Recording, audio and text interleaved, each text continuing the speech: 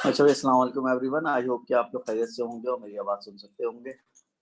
और हमने last time जो हमारी फ्राइडे को क्लास हुई थी उसमें हमने डायनेमिक्स का टॉपिक जो है स्टार्ट किया था। आई होप कि आप लोगों ने फ्राइडे की क्लास ली होगी। और जो हमारी लास्ट क्लास हुई थी उसमें मैं आपको पहले ज़रा रीकैप देता चलूँ कि हमने क्या किया था उस क्लास में।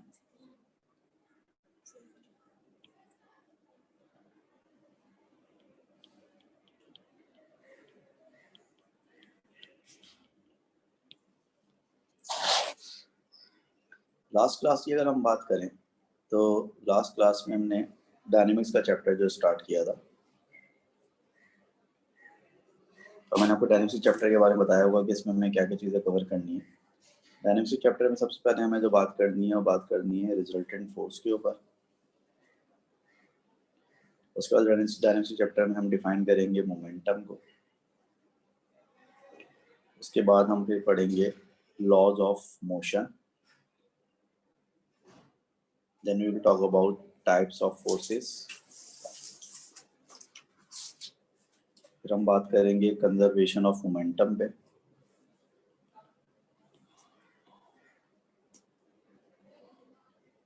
और फाइनली आखिर में हम बात करेंगे इलास्टिक कोलिजन्स पे।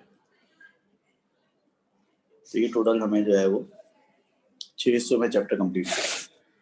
अच्छा, इनमें से हर टॉपिक के बाद हम एक वर्कशीट करेंगे। रिजल्टेंट फोर्स के बाद एक वर्कशीट है, फिर मोमेंटम के बाद एक वर्कशीट है, फिर लॉज ऑफ मोशन के बाद एक वर्कशीट है। सर टोटल आप इस चैप्टर के अंदर 6 जो है वर्कशीट्स करेंगे। ठीक है, तो 6 वर्कशीट्स करने का मतलब ये होगा कि आपका चैप्टर जो है क्या हो गया, आपका चैप्टर जो है वो कंप्लीट हो गया। ठीक है जी। लास्ट क्लास में हमने डिस्कस किया था कि भाई रिजल्टेंट फोर्स किसे कहते हैं।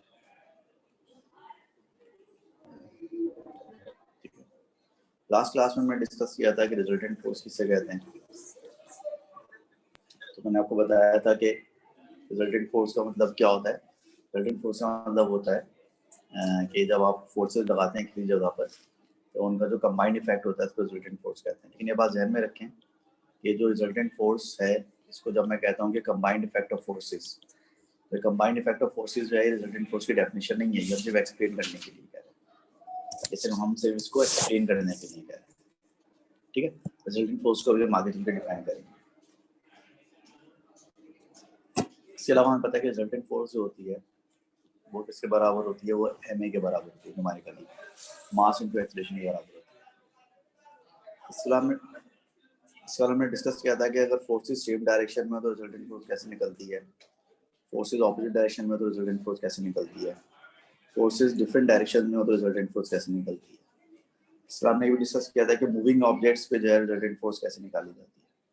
अगर एक मूविंग ऑब्जेक्ट जो है वो रेस्ट में है, अगर एक ऑब्जेक्ट रेस्ट में है उसका क्या मतलब होता है, अगर एक ऑब्जेक्ट रेस्ट में है तो उसका मतलब ये होता है कि उस पर लगने वाली फॉरवर्ड फोर्सेस और बैकवर्ड फोर्सेस बराबर होंगी, उस पर लगने वाली रिजल्टेंट फोर्स जीरो होगी, उसका एक्सीलरेशन जीरो होगा और उसकी वेलोसिटी जीरो होगी। अगर कोई ऑब्जेक्ट जो है वो कांस्टेंट स्पीड से मूव कर रहा है, ठीक है, और कांस्टेंट वेलोसिटी से मूव कर रहा है, तो फिर उसका मतलब क्या होगा, उसका मतलब ये होगा कि फॉरवर्ड फोर्स है वो बैकवर्ड फोर्स के बराबर होगी, रिजल्टेंट फोर्स जीरो होगी, एक्सीलरेशन जीरो होगा, लेकिन उसकी वेलोसिटी जीरो नहीं होगी क्योंकि वो कांस्टेंट वेलोसिटी से मूव कर रहा है। इसी तरह अगर एक ऑब्जेक्ट एक्सीलरेट कर रहा है, ठीक है, इस तरह से अगर ऑब्जेक्ट एक्सीलरेट कर रहा है, तो अगर ऑब्जेक्ट एक्सीलरेट कर रहा होगा तो उसका क्या मतलब होगा कि फॉरवर्ड फोर्स जो है बैकवर्ड फोर्स से ज़्यादा होगी और रिजल्टेंट फोर्स किसके बराबर होगी, रिजल्टेंट फोर्स बराबर होगी forward force minus backward force के। और एक्सीलरेशन किसके बराबर होगा, forward force minus backward force divide by mass. इसी तरह अगर एक ऑब्जेक्ट जो डिसेलरेट कर रहा है, अगर एक ऑब्जेक्ट डिसेलरेट कर रहा है यानी कि उसकी वेलोसिटी डिक्रीज हो रही है, तो इसका मतलब ये होगा कि बैकवर्ड फोर्स जो है फॉरवर्ड फोर्स से ज़्यादा है और रिजल्टेंट फोर्स कैसा है आएगी, रिजल्टेंट फोर्स आएगी बैकवर्ड फोर्स माइनस फॉरवर्ड। उसके अलावा इसमें एक्सीलरेशन तो नहीं होगा बल्कि उसमें क्या होगा, उसमें डिसेलरेशन होगा और डिसेलरेशन उसका बराबर होगा backward force minus forward force divide by mass के बराबर होगा। ठीक है, ये सब बातें हमने लास्ट टाइम डिस्कस की थी। इसके अलावा हमने एक चीज़ और भी डिस्कस की थी और वो थी कॉम्पोनेंट्स ऑफ फोर्सेस। वो क्या थी, component of forces. Component of ने पहले भी हम निकालते रहे वेक्टर्स के चैप्टर में और प्रोजेक्टाइल के चैप्टर में साथ। तो अगर एक फोर्स में लग रही है एफ और ये हॉरिजॉन्टल एंगल कितना बना रही है थीटा, तो फिर इस सूरत में क्या होगा, फिर इस सूरत में ये होगा भाई कि इसका एक कंपोनेंट तो ये बनेगा और वो कितना बनेगा एफ कॉस थीटा, और उसका एक कंपोनेंट ये बनेगा और वो कितना बनेगा एफ साइन थीटा। ठीक है। अब समटाइम्स ऐसा होता है कि दो फोर्सेज होती हैं, एक फोर्स में लग रही है इसको हम कहते हैं F1 और एक फोर्स में लग रही है इसको हम कहते हैं F2। अब अगर आप इन दोनों फोर्सेस को ऐड करना चाहें तो आप F1 प्लस F2 नहीं कर सकते। क्यों नहीं कर सकते? क्योंकि दोनों के डायरेक्शन में फर्क है। अलबत्ता आप ये कर सकते हैं कि आप इन दोनों के कॉम्पोनेंट्स मालूम कर लेंगे, यानी कि ये कॉम्पोनेंट क्या हो जाएगा F1 cos थीटा और ये कॉम्पोनेंट क्या हो जाएगा F1 sin थीटा। ऐसे ये कॉम्पोनेंट क्या हो जाएगा F2 cos थीटा और ये कॉम्पोनेंट क्या हो जाएगा, ये हो जाएगा F2 sin थीटा। यहाँ पर F1 और F2 तो ऐड नहीं हो सकते, लेकिन F1 cos थीटा और F2 cos थीटा ऐड हो सकते हैं, तो दोनों सेम डायरेक्शन में। ऐसे F1 sin थीटा और F2 sin थीटा ऐड हो सकते हैं, क्योंकि दोनों सेम डायरेक्शन में। ठीक है। तो ये सारी बातें जो कि लास्ट क्लास में हमने डिस्कस की थी, जो कि हमें कुछ बेसिक्स जो है हमने बनाए थे अपने, ठीक, कुछ बेसिक चीजें हमने डिस्कस की थी लास्ट क्लास में।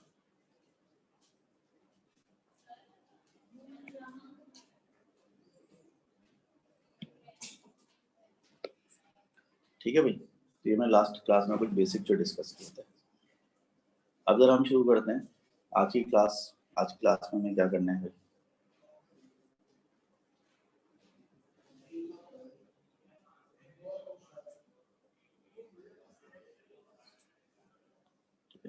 आज की क्लास हम स्टार्ट करते हैं। आज की क्लास में सबसे पहले काम करेंगे कि हम एक वर्कशीट सॉल्व करेंगे, और वो वर्कशीट नंबर मैं आपको बताता हूँ क्या है। आप सब लोग अपनी बुक 1 निकालें, तो आपको वर्कशीट नंबर बताऊँ क्या है। बुक 1 निकालो जरा सब लोग।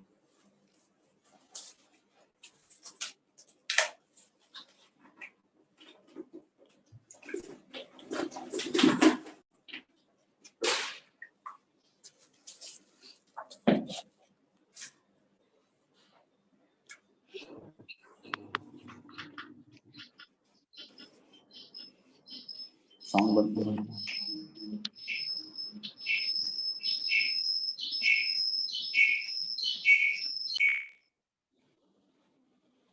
ठीक है, वर्कबुक 1 निकालिए आप लोगों ने। ठीक है, अब वर्कबुक 1 में आप लोग निकालेंगे पेज नंबर कौन सा निकालेंगे?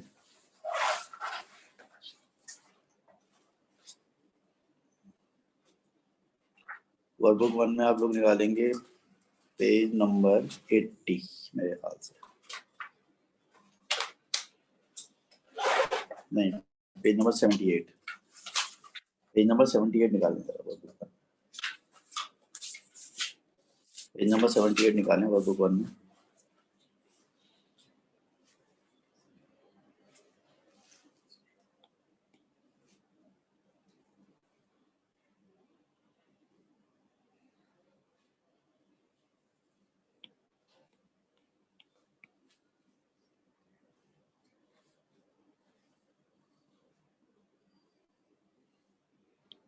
ठीक है भाई, आपने वर्कबुक 1 में पेज नंबर 78 निकाला, वर्कशीट नंबर 12 आपके सामने।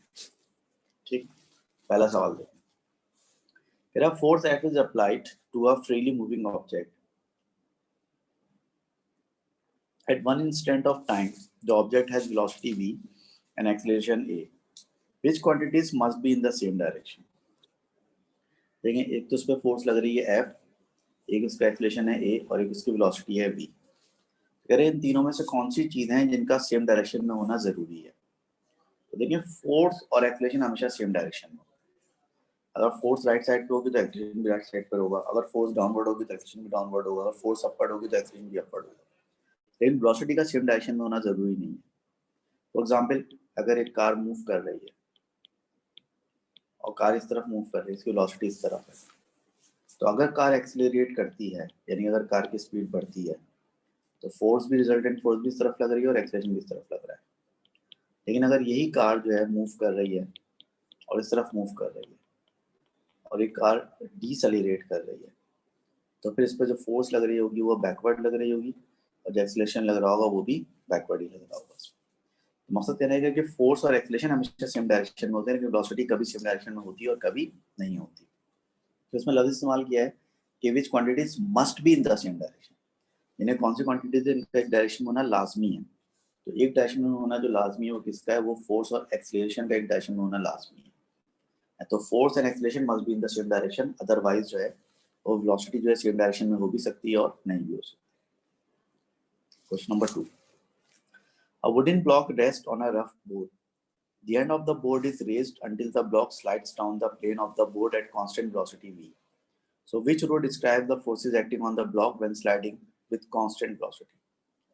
ये ब्लॉक अगर स्लाइड करेगा कांस्टेंट वेलोसिटी के साथ, तो आप पहले बताएं कि फ्रिक्शनल फोर्स कहाँ लग रही है और रिजल्टेंट फोर्स कितनी लग रही है। अब सबसे पहली चीज तो देखें, इसमें लफ्ज इस्तेमाल किया है विद कांस्टेंट वेलोसिटी। तो अगर कोई ऑब्जेक्ट कांस्टेंट वेलोसिटी से मूव करे तो रिजल्टेंट फोर्स कितनी लगती है। तो कोई ऑब्जेक्ट कांस्टेंट वेलोसिटी से मूव करे तो रिजल्टेंट फोर्स उसके ऊपर कितनी लगती है, 0 लगती है। और क्योंकि वो नीचे की तरफ मूव कर रहा है तो फ्रिक्शन जो होती है हमेशा डायरेक्शन के ऑपोजिट होती है, डायरेक्शन ऑफ मोशन के ऑपोजिट होती है। तो ब्लॉक नीचे की तरफ मूव कर रहा है तो फ्रिक्शन कहाँ लग रही होगी, ऊपर की तरफ लग रही होगी। तो फ्रिक्शन आपकी लग रही होगी up the plane, resultant force आपकी होगी 0। तो आंसर क्या हो जाएगा आपका, आंसर आपका डी हो जाएगा। ठीक है, ब्लॉक नीचे स्लाइड कर रहा है तो ज्यादा फ्रिक्शन अप द प्लेन होगी, और चूंकि कांस्टेंट वेलोसिटी से मूव कर रहा है तो रिजल्टेंट फोर्स 0 हो जाएगा, तो इसलिए डी आंसर हो जाएगा। Question number 3, a driver stops his car in time t by gradually increasing the total braking force on the car. The graph shows the resultant force on the car. So which graph shows how the speed of the car will vary during this time? देखिए एक बात याद रखेंगे, जो force का behaviour होता है वो एक्सेलरेशन का बिहेवियर होता है। तो अगर फोर्स आपकी कॉन्स्टेंटली बढ़ रही है इसका मतलब है कि आपका एक्सेलरेशन भी कॉन्स्टेंटली बढ़ रहा होगा। और ये फोर्स है कौन सी, ब्रेकिंग फोर्स, तो आपका एक्सेलरेशन भी क्या होगा, नेगेटिव एक्सेलरेशन, यानी कि डीसेलेरेशन।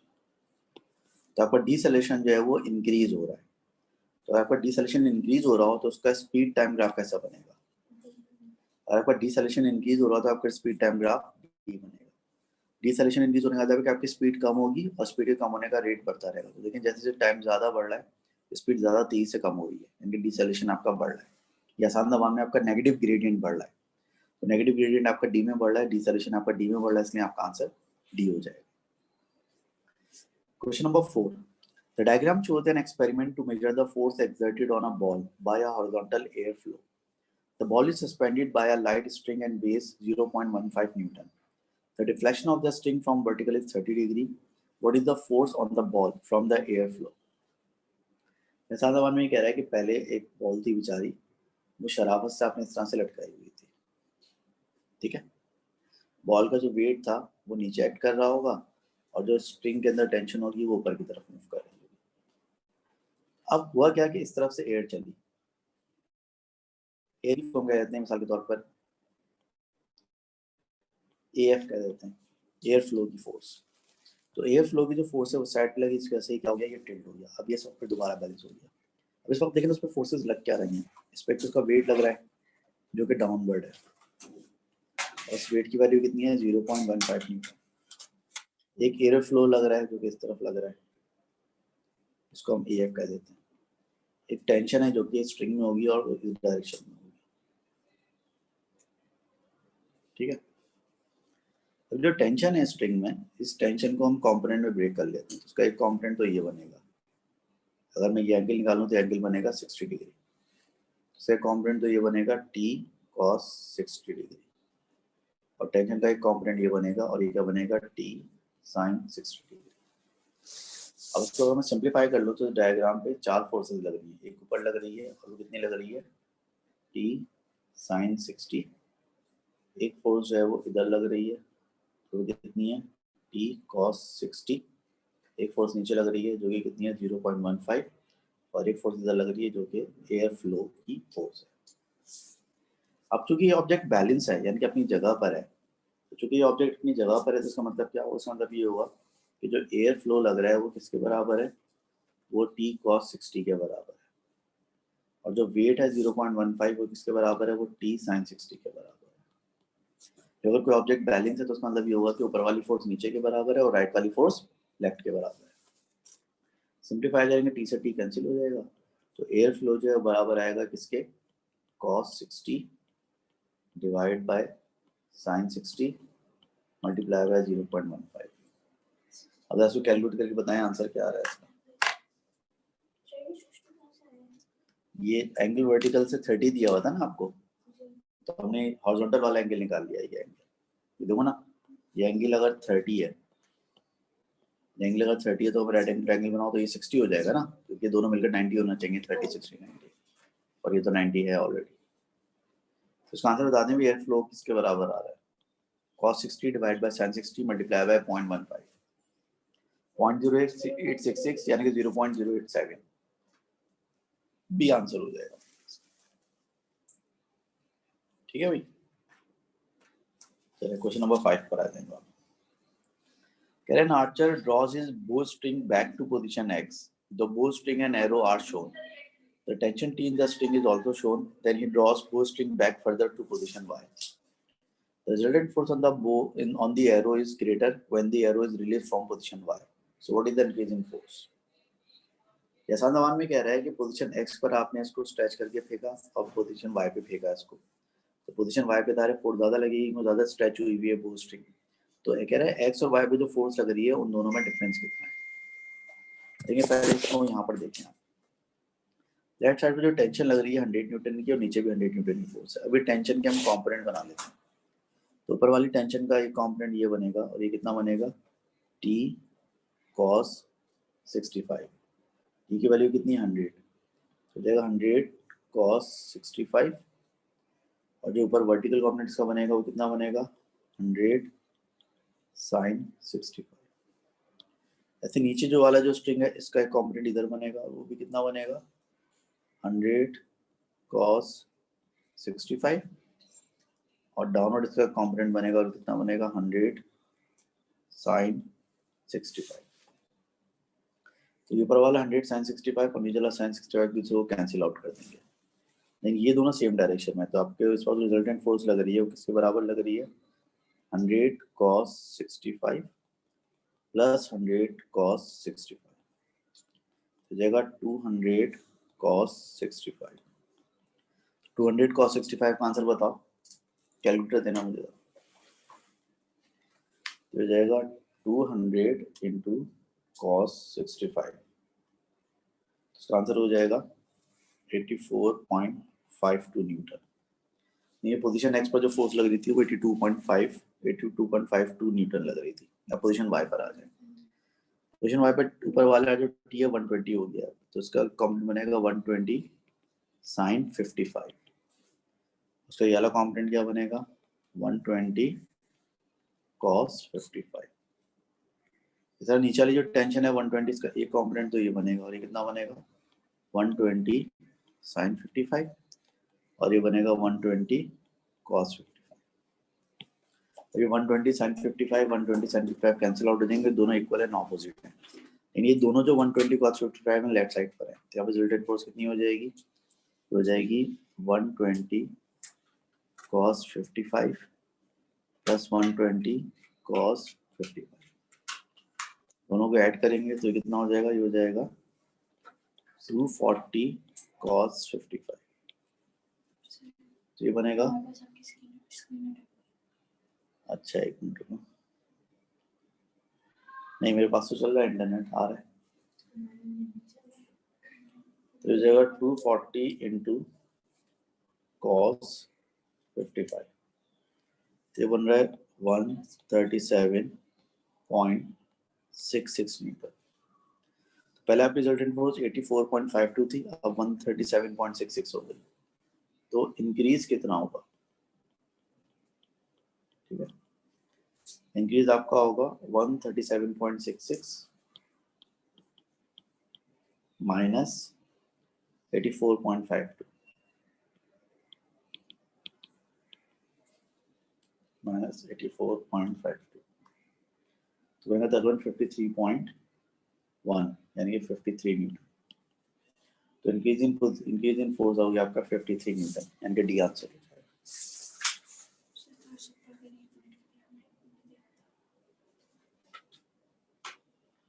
ठीक है भाई, तो ये आपका 53 न्यूटन आंसर हो जाएगा।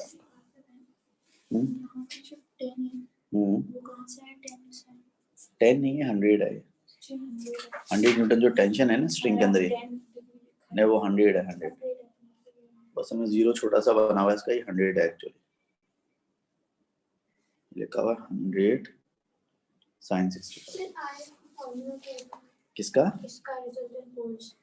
रिजल्टेंट फोर्स का फॉर्मूला मैंने नहीं लगाया है, देखो एक्चुअली मैंने कंपोनेंट का मतलब मैंने फोर्सेस बना दी, एक फोर्स मैंने बना दी ऊपर 100 sin 65, एक नीचे बना दी, ये दोनों कैंसिल हो गई। लेकिन जो लेफ्ट साइड वाली है दोनों सेम डायरेक्शन में है ना, 100 cos 65 100 cos 65, तो सेम डायरेक्शन में तो फोर्सेस ऐड हो जाती है ना, तो 100 cos 65 प्लस 100 cos 65 के तो 200 cos 65 हो गया।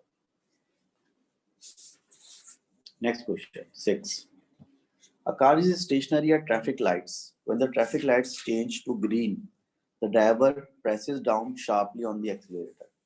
The resultant horizontal force acting on the car varies with time as shown. ये फोर्स का ग्राफ है। तो अभी मैंने आपको थोड़ी देर पहले कहा था कि जिस तरह फोर्स का बिहेवियर होता है वैसे एक्सेलरेशन का बिहेवियर होता है। तो अगर मैं इसका एक्सेलरेशन का ग्राफ बनाऊंगा तो वो भी कुछ इस तरह करके बनेगा। इसका मतलब है कि एक्सेलरेशन शुरू में 0 हो गया था और फिर एक्सेलरेशन कांस्टेंट हो जाएगा एकदम। तो अगर इसका वेलोसिटी टाइम ग्राफ बनाना है तो 0 एक्सेलरेशन का वेलोसिटी टाइम ग्राफ ऐसा बनेगा और कांस्टेंट एक्सेलरेशन का वेलोसिटी टाइम ग्राफ ऐसा बनेगा। जैसा कहाँ पर हो रहा है, ए में हो रहा है। देखिए शुरू में ये एक्सेलरेशन 0 है आपका और फिर एक्सेलरेशन एकदम आपका कांस्टेंट हो गया, तो इसलिए आपका आंसर ए हो जाएगा। बी आंसर क्यों नहीं होगा, क्योंकि बी में एक्सेलरेशन को इंक्रीज होता हुआ दिखा रहा है यूं करके, ग्रेडियंट इंक्रीज हो रहा है ना स्पीड टाइम ग्राफ का, जबकि ग्राफ में एक्सेलरेशन इंक्रीज नहीं हो रहा, 0 से एकदम डायरेक्ट कांस्टेंट हो गया। तो यहाँ पर भी आपका ग्रेडियंट 0 से एकदम कांस्टेंट हो जाना चाहिए, that is why A is the answer. Question number 7, two blocks of masses capital M and small m are joined by a thin string which passes over a frictionless pulley as shown. The acceleration of the free fall is g. What is the acceleration A of the two blocks? देखिए दो block है, एक small M मास है, एक capital M मास है, दोनों एक string से बंधे हुए हैं, पुली से गुजर रहे हैं। अब इन दोनों में से जो कैपिटल एम है वो ज्यादा हैवी ब्लॉक है। और मुझे किस तरह पता चला कि कैपिटल एम ज्यादा हैवी ब्लॉक है, क्योंकि जो कैपिटल एम है वो नीचे की तरफ मूव कर रहा है और जो स्मॉल एम है वो ऊपर की तरफ मूव कर रहा है। तो मतलब ये हुआ कैपिटल एम जो हैवियर है कंपेयर टू स्मॉल एम। अब ये जो फोर्स लगा रहा है ये फोर्स फॉरवर्ड का फोर्स कहलाएगी, क्योंकि ये दोनों ब्लॉक्स को आगे लेके जा रहा है और उसकी जो फोर्स होगी फॉरवर्ड फोर्स वो वेट के बराबर होगी इसके, और इसका जो वेट होगा वो आपको नजर आ रहा है किसके बराबर होगा, कैपिटल एम जी के बराबर। इस पे जो फोर्स लग रही है छोटे वाले ब्लॉक पर, वो फोर्स जो है वो इसका वेट है, लेकिन वो फोर्स आपकी बैकवर्ड फोर्स है क्योंकि वो इसको मूव करने से रोक रही है, और ये फोर्स के वेट के बराबर होगी यानी कि स्मॉल एम जी के बराबर होगी। तो एक्सेलरेशन जो होता है किसके बराबर होता है, वो बराबर होता है forward force minus backward force divide by mass के। यहाँ पर फॉरवर्ड फोर्स जो है वो इसका वेट है जो कि कितना है, कैपिटल है। जो बैकवर्ड फोर्स है वो इसका वेट है, ये कितना है, स्मॉल एम जी। और जो मास है वो दोनों को मिलाकर होगा क्योंकि रिजल्टेंट फोर्स दोनों को मूव कर रही है, किसी एक ब्लॉक को मूव नहीं कर रही, तो बचेगा एम प्लस एम। ऊपर से आप जी कॉमन लेंगे तो बचेगा M minus M divide by M plus M into G. Answer क्या होगा आपका, आंसर आपका बी हो जाएगा। ठीक है, इस क्वेश्चन का आंसर आपका बी हो जाएगा। Question number 8, helicopter has a cable hanging from it towards the sea below as shown. A man of mass 80 kg rescues a child of mass 50.5 kg. The two are attached to the cable and are lifted from the seat to the helicopter. The lifting process consists of an initial uniform acceleration followed by a period of constant velocity and then completed by a final uniform deceleration.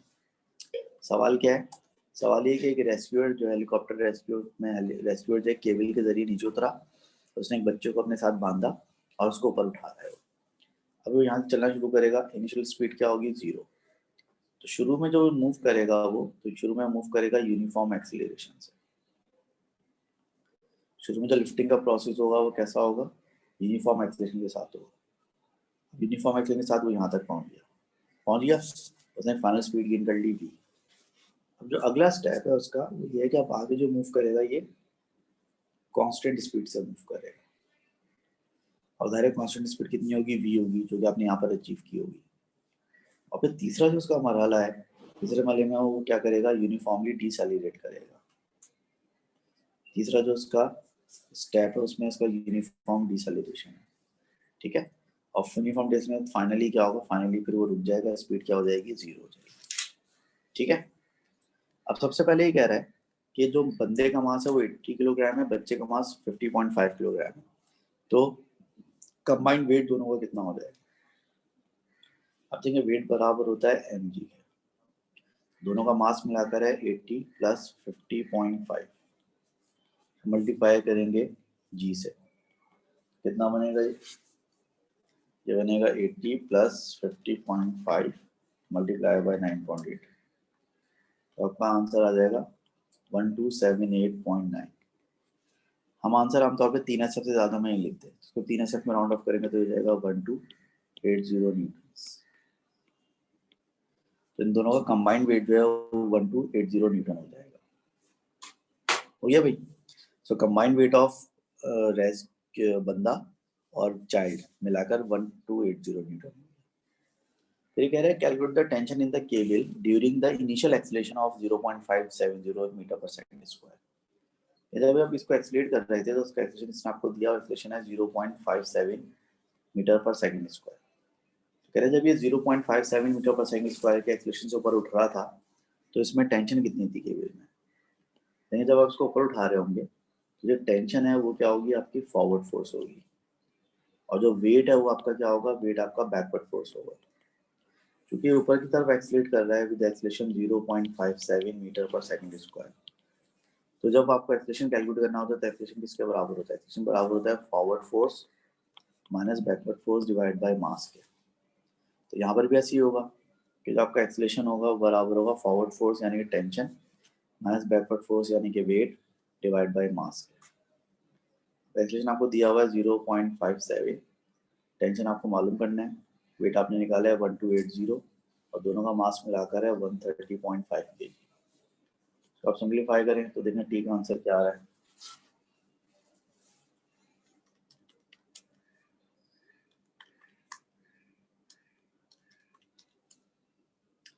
तो देखें ठीक answer आएगा 1354.39।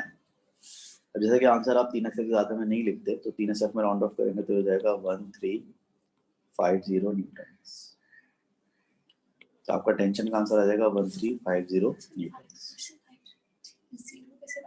1354 को round of करेंगे तो nearest तो 50 बनेगा ना। ये 130.5 दोनों का मास है मिलाकर, बच्चे का और उसका 80 kg बंदे का मास था और 50.5 बच्चे का मास था। तो ये जब कोई चीज एक्सेलरेट करती है तो एक्सेलरेशन बराबर होता है forward force minus backward force के। तो जब आप इसको ऊपर खींच रहे होंगे हेलीकॉप्टर से तो फॉरवर्ड फोर्स टेंशन होगी और बैकवर्ड फोर्स वेट होगा जो नीचे लगा होगा, ठीक है। कह रहा है कि आप टेंशन इन केबल कैलकुलेट करें during the period of constant velocity of 2 meter per second. यानी कि यहाँ पर जब एक्सेलरेशन वाला पीरियड खत्म होगा तो ये जो कांस्टेंट वेलोसिटी होगी आपकी 2 मीटर पर सेकंड होगी। फिर जब आप constant velocity of 2 meter per second से ऊपर जा रहे होंगे तो उस वक्त टेंशन कितनी होगी। यानी जब आप कांस्टेंट वेलोसिटी से मूव कर रहे होते हैं तो उस वक्त आप पे जो फॉरवर्ड फोर्स लग रही होती है किसके बराबर होती है, बैकवर्ड फोर्स के बराबर होती है। तो रिजल्टेंट फोर्स 0 होती है जब आप कांस्टेंट वेलोसिटी से मूव कर रहे होते हैं, तो फॉरवर्ड फोर्स बैकवर्ड फोर्स के बराबर होती है। यहाँ पर फॉरवर्ड फोर्स टेंशन है और बैकवर्ड फोर्स वेट है। और टेंशन बराबर होगा वेट के, वेट कितना है 1280 न्यूटन। टेंशन भी आपकी कितनी हो जाएगी 1280 न्यूटन। यानी कि इस वाले पार्ट में टेंशन जो है वेट के बराबर होगी क्योंकि ये कांस्टेंट वेलोसिटी से मूव कर रहा है। जब आप कांस्टेंट वेलोसिटी से मूव करते हैं तो फॉरवर्ड फोर्स होती है किसके बराबर होती है, बैकवर्ड फोर्स के बराबर होती है। तो यहाँ पे जो फॉरवर्ड फोर्स है वो टेंशन इन केबल है और बैकवर्ड फोर्स है वो बंदे का और बच्चे का वेट है। यहाँ पे फॉरवर्ड फोर्स यानी कि टेंशन जो है बैकवर्ड फोर्स यानी कि वेट के बराबर होगा। उसका बाद ये कह रहा है कि during the final deceleration the tension in the cable is 1240 newton, calculate this deceleration. कह रहा है आखिर में जो लास्ट वाला पार्ट है, जो लास्ट वाला पार्ट है जब ये डिसेलेरेशन कर रहा होगा तो उस वक्त कह रहे हैं कि उस वक्त डिसेलेरेशन करते वक्त जो टेंशन थी वो कितनी थी 1240 न्यूटन थी। वेट तो फिक्स ही रहेगा जो कि 1280 न्यूटन है। तो कह रहा है कि आप बताएं डिसेलेरेशन जो है वो कितना होगा। अभी डिसेलेरेशन का फॉर्मूला मैंने भी आपको बताया था रिकैप में, कल भी आपने पढ़ा था कि जो डिसेलेरेशन है वो बराबर होता है किसके, बराबर होता है backward force minus forward force divide by mass के। हमने क्या पढ़ा था कि डिसैलेशन बराबर होता है backward force minus forward force divide by mass के। डिसैलेशन यहाँ पे मालूम करना है, बैकवर्ड फोर्स टेंशन है जो कि कितनी है, सॉरी बैकवर्ड फोर्स वेट है जो कि कितनी है 1280, फॉरवर्ड फोर्स टेंशन है जो कि कितनी है 1240, और दोनों का मास मिलाकर कितना है 130.5। डिसैलेशन देखते हैं कितना बनता है। डिसैलेशन आपको बनेगा 40 डिवाइड बाय 130.5। डिसैलेशन आपको हो जाएगा 0.31 मीटर पर सेकंड स्क्वायर। तो डिसैलेशन आपका हो जाएगा 0.31 मीटर पर सेकंड स्क्वायर हो जाएगा। ये कह रहे हैं कि calculate the time over which man and child are moving with uniform acceleration. अब यूनिफॉर्म एक्सीलरेशन तक से कितनी देर तक मूव करते हैं। तो जब आप यूनिफॉर्म एक्सीलरेशन से मूव कर रहे थे तो आपकी इनिशियल स्पीड 0 थी और आपकी फाइनल स्पीड क्या थी 2 मीटर पर सेकंड। तो मुझे किस तरह पता चला, कि जो आपकी कांस्टेंट वेलोसिटी थी वो 2 मीटर पर सेकंड थी। तो मतलब है कि आप कब तक एक्सीलरेट करते रहे होगे जब तक आपकी स्पीड 2 मीटर पर सेकंड नहीं हो गई होगी। तो उसके बाद तो आगे स्पीड कांस्टेंट हो गई थी। तो जब आपने 2 मीटर पर सेकंड की स्पीड गेन कर ली होगी तो फिर आपका एक्सीलरेशन 0 हो गया होगा क्योंकि आपकी स्पीड कांस्टेंट हो गई होगी। तो आपको सिर्फ वो टाइम बताना है जितने टाइम तक आपने एक्सीलरेट किया। तो जितने टाइम आपने एक्सीलरेट किया उतनी देर आपकी स्पीड 0 से बढ़ गई कितनी हो गई 2 मीटर पर सेकंड स्क्वायर हो गई। और आपका जो एक्सीलरेशन था वो कितना था, वो 0.57 मीटर पर सेकंड स्क्वायर था। कह रहे टाइम मालूम करना है कितने टाइम तक ऐसा हुआ। तो ये चारों वेरिएबल देखें तो कौन से क्वेश्चन में आते हैं, चारों वेरिएबल सेकंड इक्वेशन में आते हैं। v equals to u plus 18 है। तो u की वैल्यू 2 है, सॉरी v की वैल्यू 2 है, u की वैल्यू 0 है, एक्सटेंशन आपका 0.57 है, t मालूम करना है। तो भाई t आपका बराबर हो जाएगा 2 डिवाइड बाय 0.57। जब 2 डिवाइड बाय 0.57 करेंगे तो तकरीबन आंसर 3.5 आ जाएगा मेरे पास। तो आपका आंसर आ जाएगा 3.5 सेकंड्स, यानी कि 3.5 सेकंड्स तक जो है आप यूनिफॉर्म एक्सीलरेशन से मूव करते रहे। ठीक है। उसका ये कह रहा है कि calculate the time over which the man and child are moving with uniform deceleration. अब देखिए जब उन्होंने यूनिफॉर्म डिसेलेरेशन से मूव करना शुरू किया हुआ तो उनकी स्पीड कितनी होगी, इनिशियल स्पीड उनकी 2 होगी, और जब इन्होंने मूव करना खत्म किया होगा तो फाइनल स्पीड क्या होगी 0। तो डिसेलेरेशन वाले पीरियड के लिए आपकी जो डिसेलेरेशन वाले पीरियड के लिए जो आपकी इनिशियल स्पीड होगी वो 2 होगी और जब फाइनल स्पीड होगी वो 0 होगी। और जब आपका डिसेलेरेशन होगा वो हमने ऊपर निकाला था वो कितना आया था 0.31 मीटर पर सेकंड स्क्वायर आया था मेरे ख्याल से। ये रहा डिसेलेरेशन 0.31 मीटर पर सेकंड स्क्वायर। अब यहाँ पर टाइम आपको मालूम करना है, इसके लिए सिंपली आप डिसेलेरेशन का फॉर्मूला अप्लाई कर दें जो आपने बिल्कुल शुरू में पढ़ा था काइनेमेटिक्स में। डिसेलेरेशन बराबर होता है initial speed minus final speed divide by time के बराबर। तो इनिशियल स्पीड आपकी 2 है, फाइनल 0 है और टाइम आपका 0.31। 2 को डिवाइड बाय 0.31 करें इसका आंसर आ जाएगा 6.5 सेकंड्स आ जाएगा मेरे ख्याल से। ठीक है, 3 को डिवाइड 0.31 से करें इसका आंसर दिया, सॉरी 6.5, एक मिनट, 2 डिवाइड बाय 0.31, हाँ 6.45 यानी 6.5 सेकंड इसका आंसर आ जाएगा। 6.5 सेकंड इसका आंसर आ जाएगा। नेक्स्ट पार्ट में कह रहा था time over which the man and child are moving with constant velocity is 20 seconds. On figure 3.2 sketch a graph to show the variation with time of the velocity of the man and child for the complete lifting process। कह रहे थे constant speed वाला period था ना 20 second का, तो अब शुरू से लेकर आखिर तक का वेलोसिटी टाइम ग्राफ बना दें। देखिए हुआ क्या है, ये 3 स्टेजेस में कंप्लीट किया ना इसका मोशन। तो पहले स्टेज में इसकी स्पीड u थी 0 थी और फाइनल स्पीड इसकी 2 थी और उसमें टाइम कितना लगा, इसमें टाइम लगा था 3.5 सेकंड्स। फिर यहाँ से लिखा था कि इसकी स्पीड कांस्टेंट रही 2 रही और इसमें टाइम कितना लगा, इसमें टाइम लगा 20 सेकंड्स का। और फिर यहाँ पर आपकी स्पीड 2 थी, फाइनल स्पीड 0 हो गई और इसमें टाइम कितना लगा, इसमें टाइम लगा आपको 6.5 सेकंड्स का।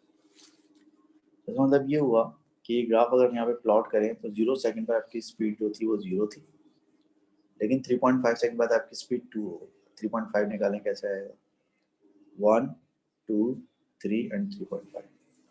3.5 सेकंड बाद आपकी स्पीड 2 हो गई थी, तो स्पीड 2 आ गई। उसके बाद 20 सेकंड्स तक आपकी स्पीड क्या रही, कांस्टेंट, मजीद 20 सेकंड्स तक। तो 3.5 में आप 20 ऐड करेंगे तो टाइम कितना हो जाएगा 23.5।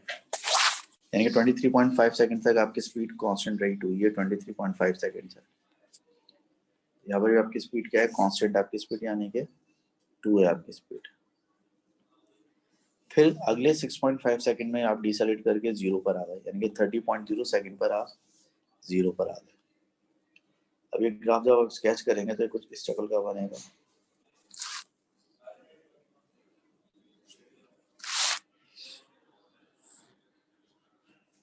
ठीक, इस तरह का ग्राफ जो है बन जाएगा। तो आपने स्पीड टाइम ग्राफ जो है इसका बेचारे का बना डाला। ठीक है जी।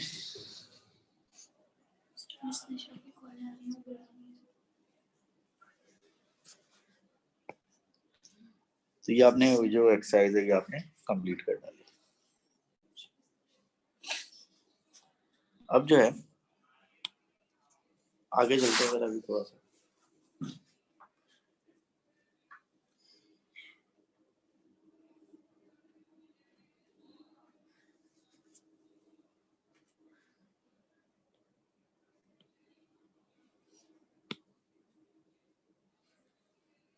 अगला जो कॉन्सेप्ट आपको पढ़ना है वो क्या कहलाता है, कहलाता है मोमेंटम। इसको आमतौर पर स्मॉल पी से शो करते हैं। ठीक है, अगला कॉन्सेप्ट हमारा मोमेंटम कहलाता है, इसको आमतौर पर हम स्मॉल पी से शो करते हैं। मोमेंटम का मतलब बहुत आसान है। मोमेंटम का मतलब है किसी चीज का मास मल्टीप्लाई बाय उसकी वेलोसिटी। तो आप किसी चीज के मास को उसकी वेलोसिटी से मल्टीप्लाई करते हैं तो इसका मोमेंटम कहलाता है। ये मोमेंटम का फॉर्मूला भी है और ये मोमेंटम की डेफिनेशन भी है। मोमेंटम यानी कि P बराबर है मास multiply by velocity. So this is the formula or this is the definition of momentum, product of mass and velocity. अगर आप देखें तो मोमेंटम की जो SI यूनिट है वो क्या बनती है, मोमेंटम की SI यूनिट बनती है, मास को आप किलोग्राम में नापते हैं और वेलोसिटी को आप मीटर पर सेकंड में नापते हैं। मोमेंटम की जो SI यूनिट हो गई वो क्या हो गई, किलोग्राम मीटर पर सेकंड हो गई। इसको किलोग्राम मीटर पर सेकंड के अलावा इसको न्यूटन सेकंड से भी हम शो करते हैं। तो आप न्यूटन सेकंड को थोड़ा सा सिंप्लीफाई करें तो हमने पढ़ा था कि न्यूटन बराबर होता है किलोग्राम मीटर सेकंड माइनस 2, उसको मल्टीप्लाई करना है सेकंड से। जब आप सेकंड माइनस 2 को सेकंड से मल्टीप्लाई करेंगे तो क्या बचेगा, सेकंड माइनस 1 यानी किलोग्राम मीटर पर सेकंड। तो न्यूटन सेकंड जो है बेसिकली वो किसके बराबर है, वो किलोग्राम मीटर पर सेकंड के बराबर है। अब ये एक अलग सवाल है कि हम ऐसा कर क्यों रहे हैं, लेकिन ये बात मैंने प्रूव कर दी कि Newton second kilogram metre per second के बराबर होता है। तो मोमेंटम की यूनिट जो है किलोग्राम मीटर पर सेकंड भी ले सकते हैं और न्यूटन सेकंड भी ले सकते हैं। एक और इम्पोर्टेंट बात ये है कि ये एक वेक्टर क्वांटिटी है।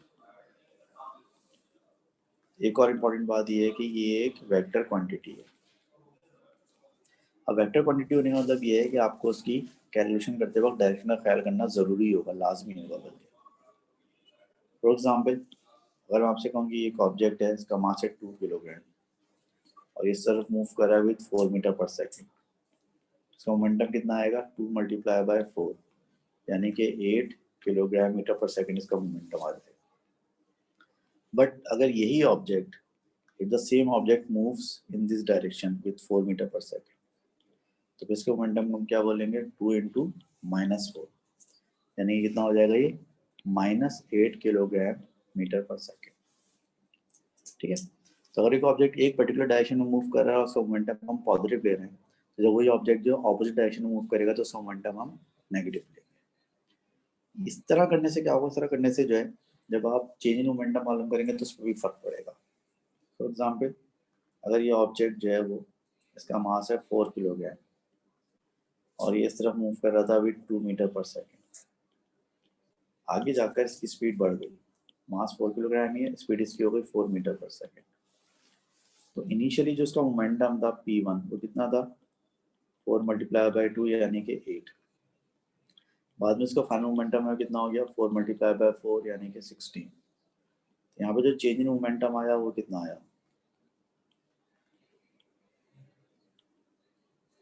यहाँ पे चेंज मोमेंटम डेल्टा पी आया, वो कैसे निकालेंगे, final momentum minus initial momentum. Final momentum 16 है, इनिशियल मोमेंटम 8 है, तो चेंज मोमेंटम कितना हो गया, 8 किलोग्राम मीटर पर सेकंड हो गया। लेकिन दूसरी तरफ अगर मैं एक और एग्जांपल आपसे कहूँ और मैं कहूँ कि ये ऑब्जेक्ट है और उसका मास है 4 किलोग्राम और इधर मूव कर रहा था विद 2 मीटर पर सेकंड से, ठीक है, और फिर आगे जाकर ये मूव करने लगा 4 किलोग्राम का ऑब्जेक्ट इस तरफ विद -4 मीटर पर सेकंड। वैसे जब मैंने एरो लगा दी तो माइनस लगाने की जरूरत नहीं है, इस तरफ मूव करने लगा 4 मीटर पर सेकंड से। तो जब इसका इनिशियल मोमेंटम होगा तो कितना हो जाएगा, हो जाएगा 4 × 2 यानी कि 8।